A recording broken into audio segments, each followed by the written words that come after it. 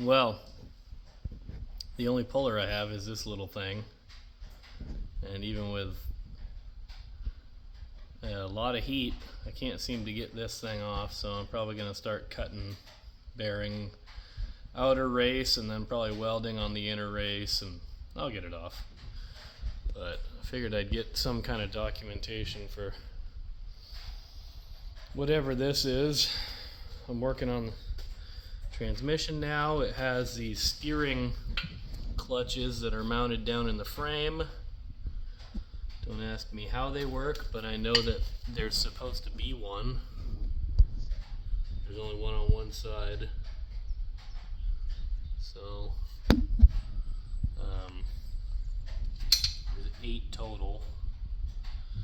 It's kind of just like a brake caliper, but apparently this is like a planetary, and then it clamps one way or the other to either disengage or engage onto the shaft.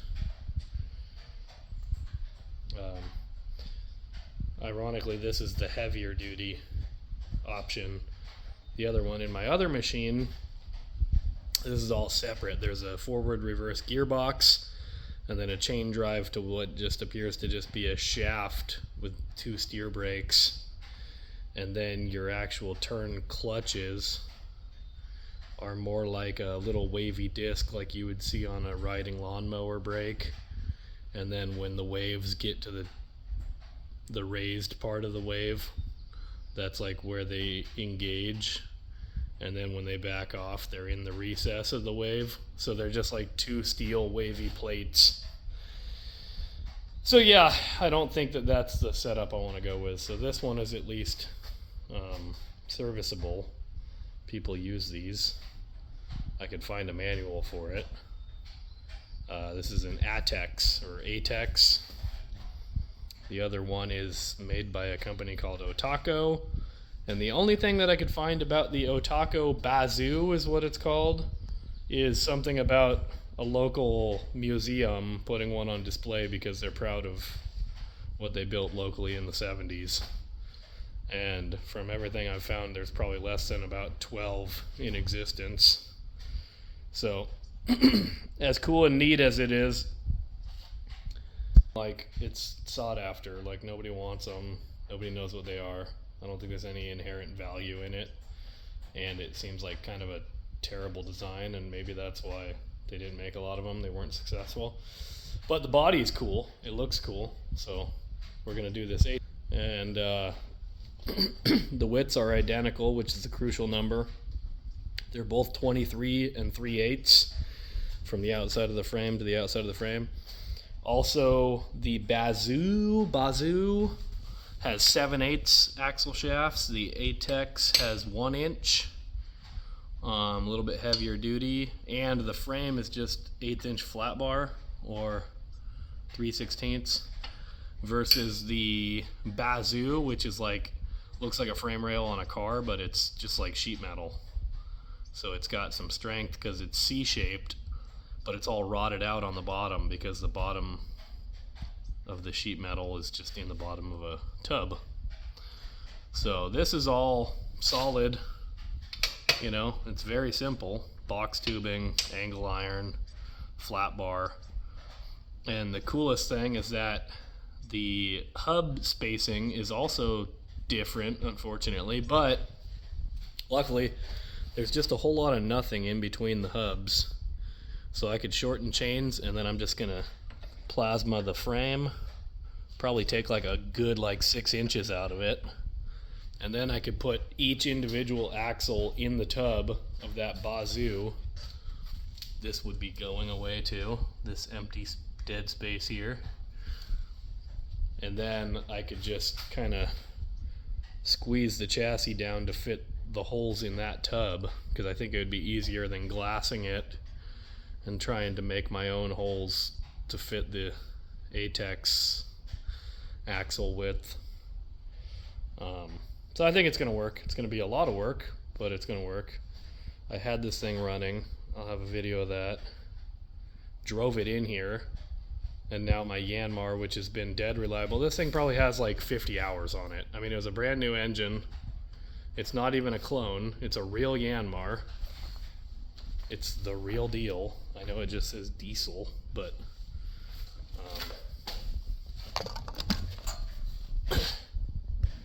it is a Yanmar. I got no fuel. I just changed the injection pump.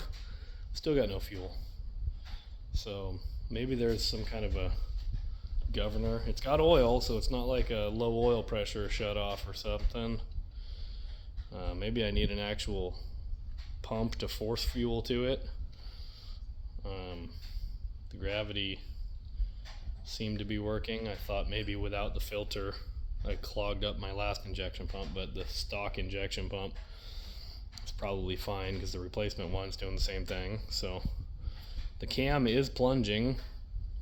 What the hell else is there? It's a mechanical diesel. So, alright, I'm going to update as this goes along.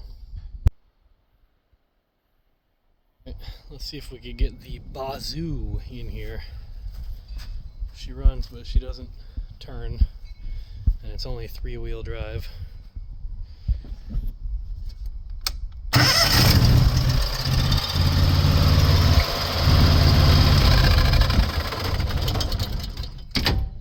And you gotta start it in gear.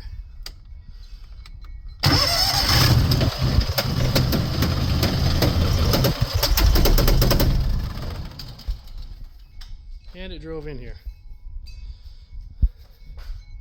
All the way left.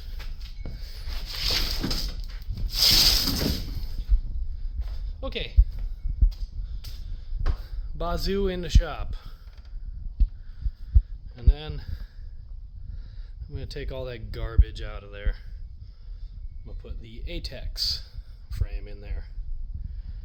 It has a better, heavier duty transmission, which is there on the floor, with actual planetaries. That's what those are on the end.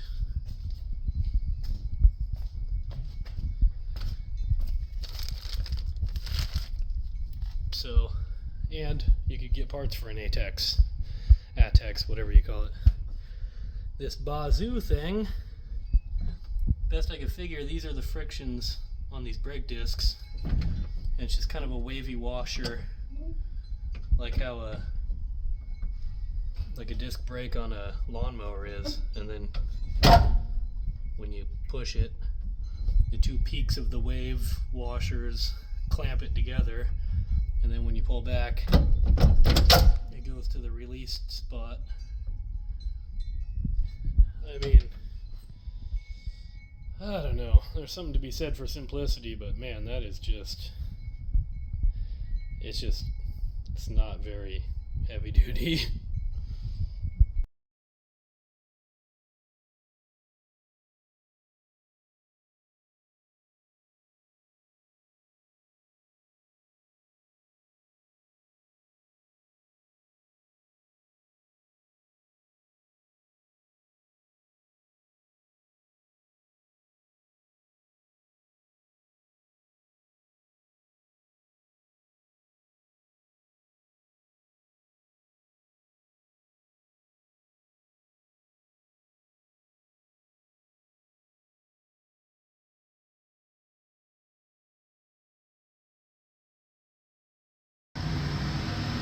Well, this is the beginning of my wheel adapters. Still not certain how I'm going to center the 3-bolt. I think I have the old center from the wheels, and I think I'm going to come up with a common size here where I could index the two and then just punch the 3 holes, and then I'll ditch that little piece. That's the easiest way I can think of, but yeah, I have a drill press. Yes, I have a plasma cutter, but here I am at work. Had a slow day, so nice rainy day project. Here's our last glimpse at the old ATEX chassis. Before I start axing it, I'm gonna cut probably, I don't know, at least 2 or 3 inches out of that section because there's nothing really critical there. I'll keep all these cross members. I'll just have to shorten the linkage. And then same back there, in between the motor and the rear axle. Probably take 2 or 3 inches out of it. And then it should slot right into that bazoo and replace that piece of junk, crap, garbage setup. I'm just upset that I didn't go with my instinct and just do this to begin with. I put way too much time and effort into trying to save that because I thought, who knows, maybe it's some kind of really cool setup, but maybe there's a reason why everybody says there's probably about 12 of these in existence. Maybe the company just sucked, they didn't engineer a really quality product and nobody bought them and the company floundered. Maybe that's why. That makes more sense to me. So a gearbox, it's probably one of 12 in existence that's going to go in the scrap bin. That whole differential assembly that I spent way too much time and effort on. All of these sprockets. Maybe keep the drive hubs. I don't know why, but in the event that I want to downgrade, I suppose, I have a whole bunch of 7/8 axle stock that I got. Because these had stripped keyways on half of the shafts, I ended up just welding them to the shaft to kind of troubleshoot stuff, since I have new shaft material. So yeah, I have about 6 foot of chromoly 7/8 shaft that I could use these old hubs for something.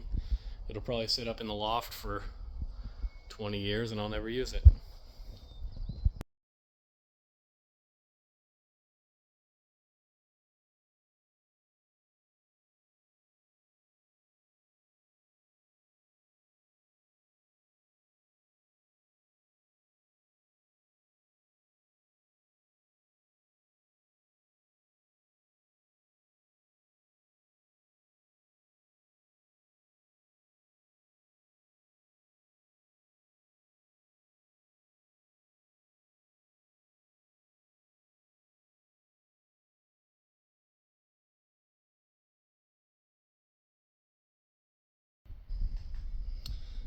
I genuinely can't believe how good this is working.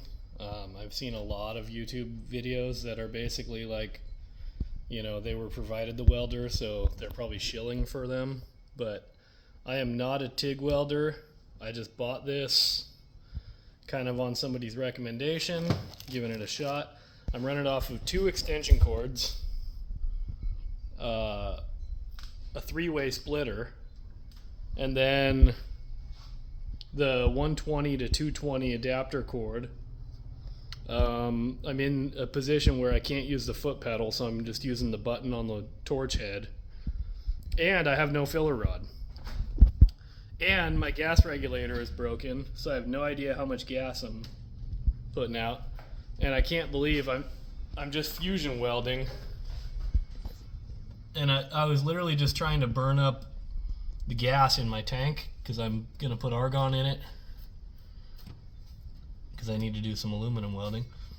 But I mean, that's painted steel, no prep, no filler rod, first time using it, have no idea what settings I'm on, just kind of middle of the road, and total control. I mean, kind of blown away. This thing's killing it. So now I'm going to give it a shot here. There was a gap fill. It was a little bit too much to fusion weld. Trying to pull steel from the angle iron back to the 1/4 inch plate. So I got some rebar tie wire. We're going to give it a shot. It's the only thing I could think of. It's ugly, it's gross, but it's steel. Let's see what happens. See if I can get a better angle of this. Again, only experience I have TIG welding is like the exhaust on my Mercedes, and it was stainless. Clean environment, pure argon, totally different situation. And mind you, the only reason I'm doing this is kind of last resort. I'm trying to burn up my gas, and my Hobart quit working, my wire feed.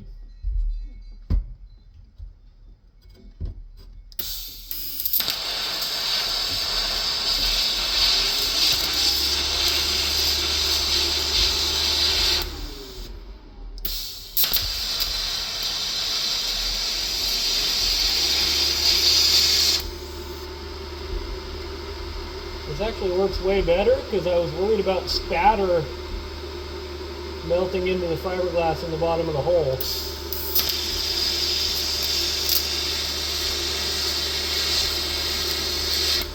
Not something I would normally think about TIG welding.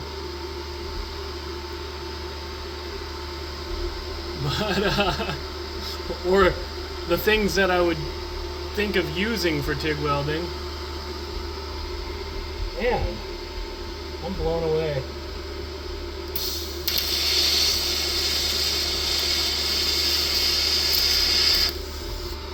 Alright, starting to pull away from it because I haven't hammered hot tacked over the steel enough. I've just been, it's a terrible fit.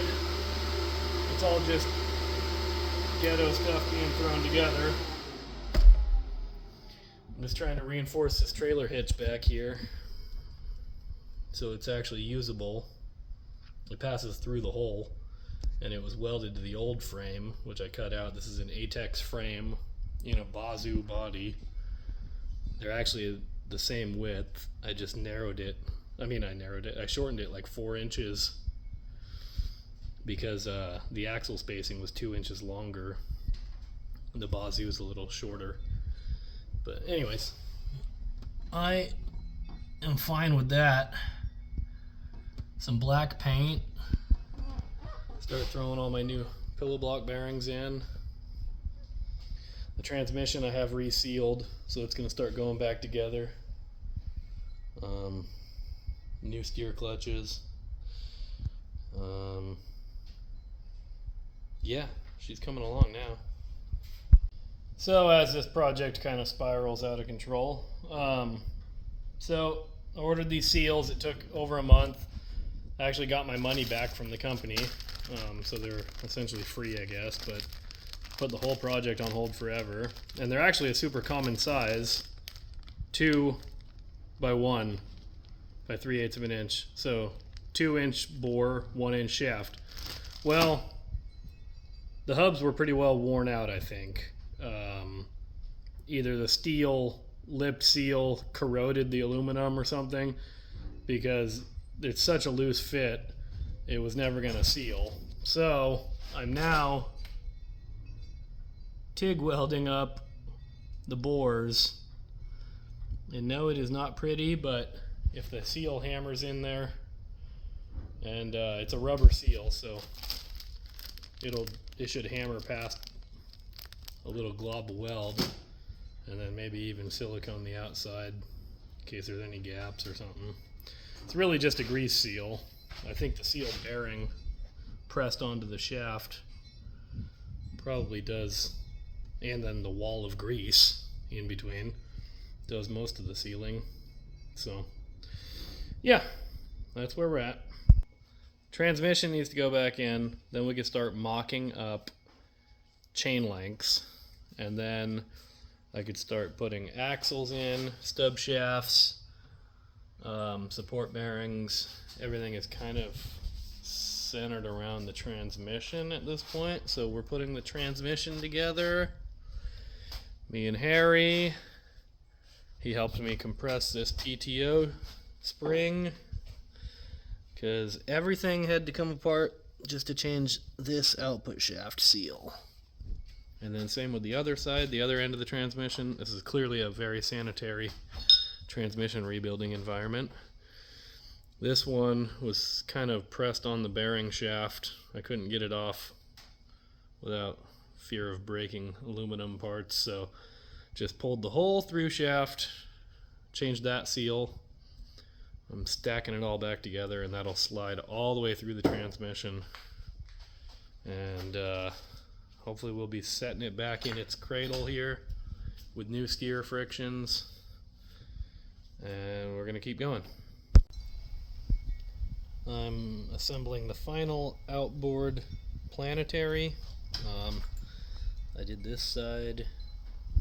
The schematic is the same. They're the same part number and everything. So I got a new bearing under there.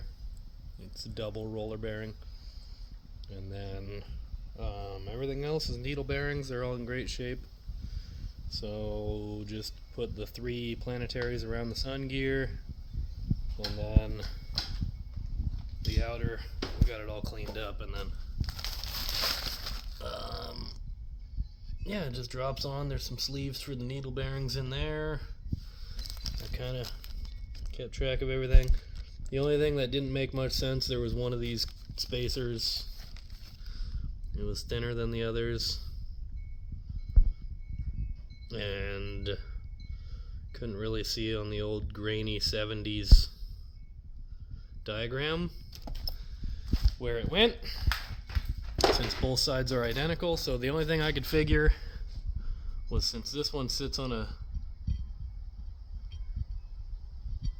snap ring that keeps it away from the drive clutch, the other side kind of just sits up against the housing, so I put it in there. There is a snap ring on the outside of the housing, so I put that spacer there, and it seems to be fine. It rides up against that snap ring, so we'll see.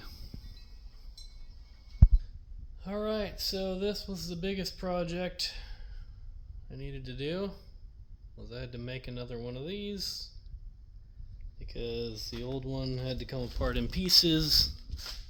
It was so seized to the shaft, and I pretty well ruined it hammering it off of there. So, a couple new sprockets, had to turn out the bore, had to turn down a piece of material for a shaft. Yeah, just about to weld it. Just wanted to kind of show my fit there. I was pretty proud of that. So it ought to run pretty true, at least good enough for a diesel 6x6.